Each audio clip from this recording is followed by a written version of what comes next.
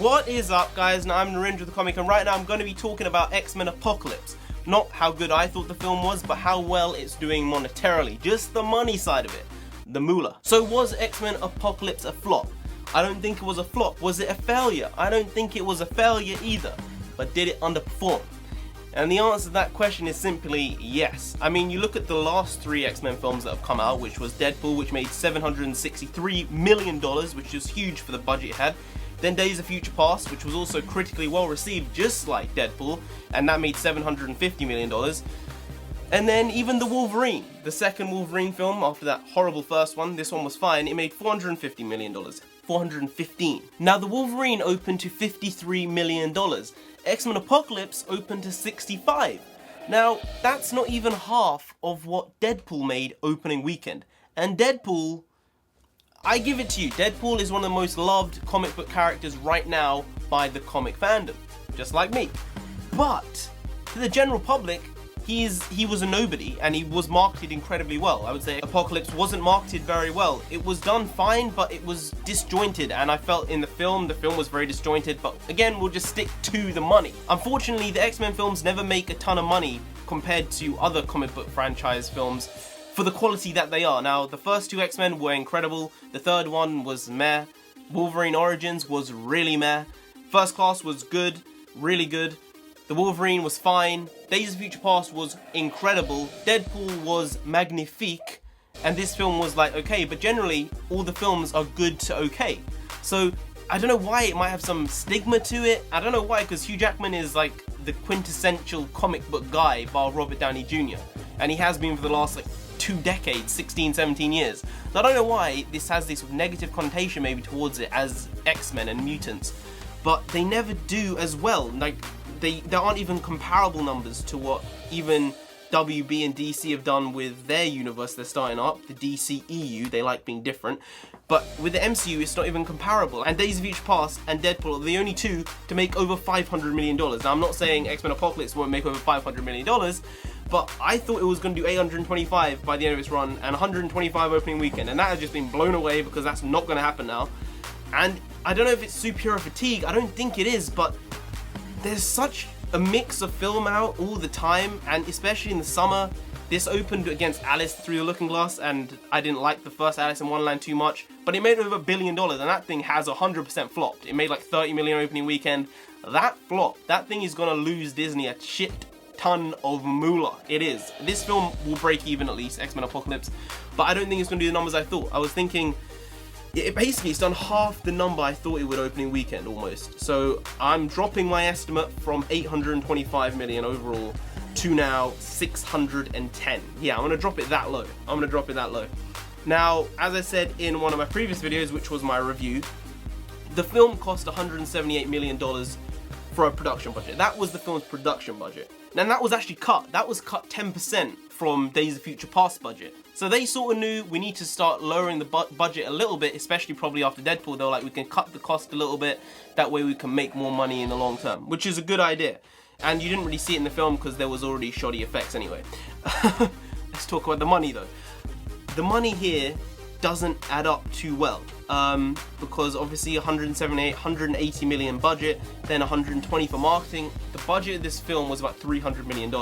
Now if it only makes, I'm using the word only, and hundreds of millions, but if it only makes 610 million, 650 million even, if it goes that far, I don't know how much profit this film is going to make, and I think it could potentially like put the brake pedal on them doing many more films unless they cut budgets severely.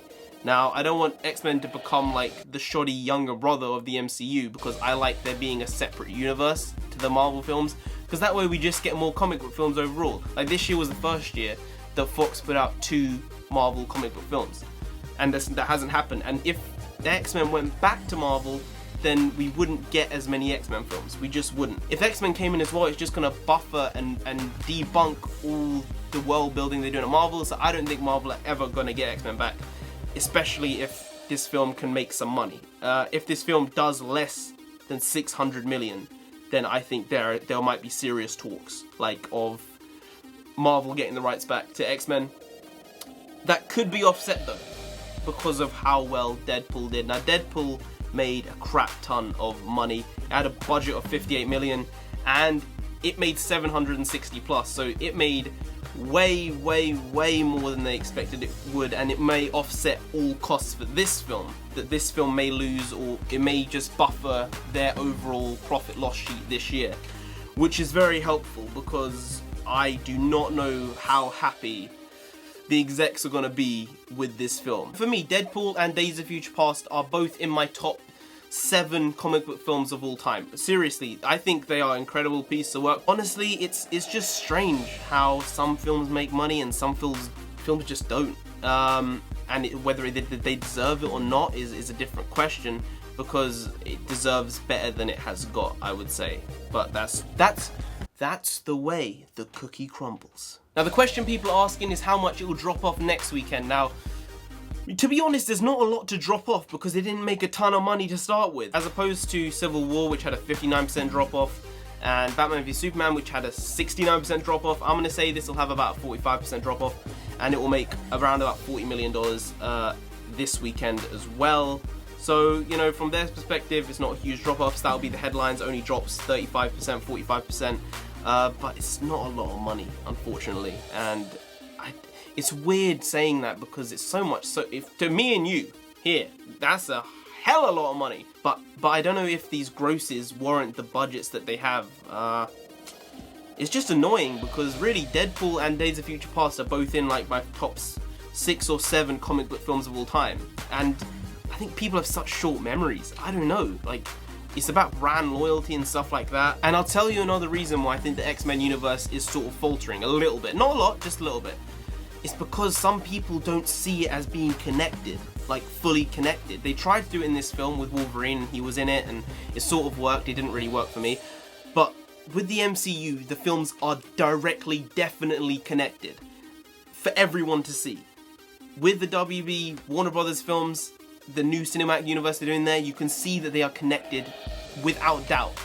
With this though, it's a bit confusing for someone who doesn't really pay attention. For someone who doesn't really care, they just go and see the film whenever they can. They're like, oh, an X-Men film, alright, sure.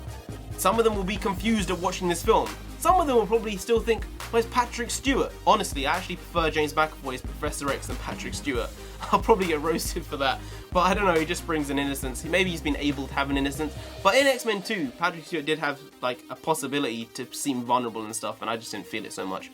But Michael Fassbender is incredible. Like the actors they have in this film, they can draw from so many pools. They have the mass audience with Jennifer Lawrence, then they have like the awards buzz love from like James McAvoy and Michael Fassbender. They have like the independent film with Kobe Smith-McPhee, Ty Sheridan. They have the Game of Thrones like fans, like fandom, that huge giant conglomerate with Sophie Turner. So I'm just surprised this film didn't make more money. I'm just shocked, but hey, that's just me. Anyway guys, if you did enjoy this video, please do like, share, comment and subscribe to the channel down here if you didn't. If you didn't, who knows, maybe Professor Xavier, maybe him, maybe he's gonna get into your head and make you subscribe. And you don't want that. No, you do not. So just subscribe anyway. Now, I've been Narendra the Comic. You have been great and I'll see you next time. Skadoosh.